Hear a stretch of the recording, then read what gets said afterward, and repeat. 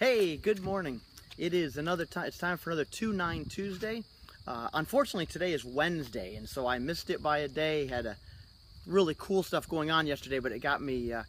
It got me out of the rhythm. So, anyways, though, 2-9 Tuesday today on a Wednesday. We're in John chapter 2, verse 9. I'm out here today in front of a dumpster. And you think, wow, you have stooped to a new low. Well, there's a reason for it, and I hope to show it to you in John chapter 2, verse 9. This is the story of Jesus' first miracle. This is where Jesus changed the water into wine at the wedding banquet. And I want you to see there's an oftentimes hidden, not even seen principle that's very important in this miracle. So anyways, you know the story. Jesus is at this banquet, at the wedding. The guests run out of wine. It's a very embarrassing situation. It's a terrible thing. Jesus' mother tells him to go to Jesus and do whatever he says.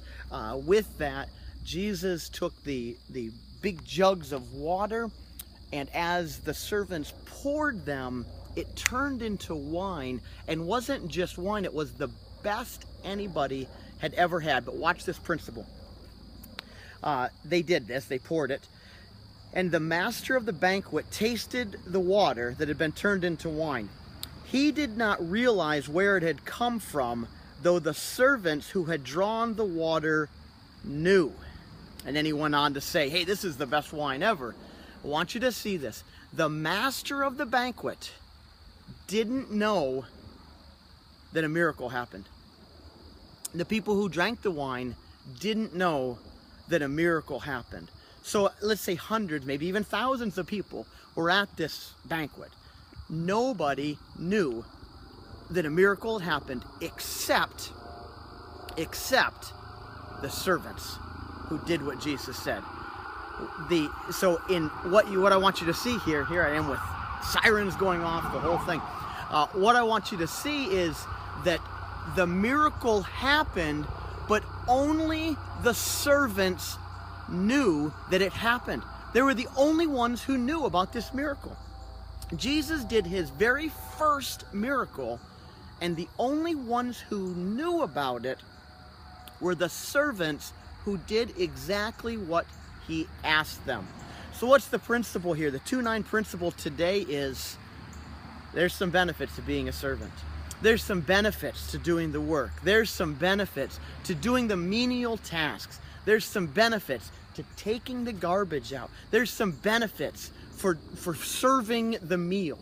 There's some benefits to being the one who just does the serving. And one of the ultimate benefits is you see the Lord do things that nobody else sees. We've all been there. Been involved in so many well, let's just say banquets served right here in this place. Yesterday we did a funeral, a large funeral, and we have the best kitchen people anywhere. They're incredible. But I've been involved with many of them where really cool stuff happened behind the scenes, and the people eating the meal didn't know it. But the people serving at the end said, God is good.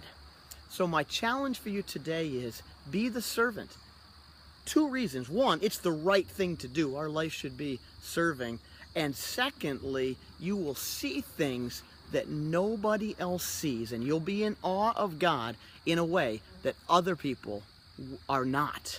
So be a servant and do what Jesus said. There's much more I could say on this. I could go into a whole tangent on how how we're turning all of the stuff we should be doing over to people we hire and to the government and things like that. I'm not going to get into that today, but let me just challenge you. The Lord's calling us to be the ones who do the work.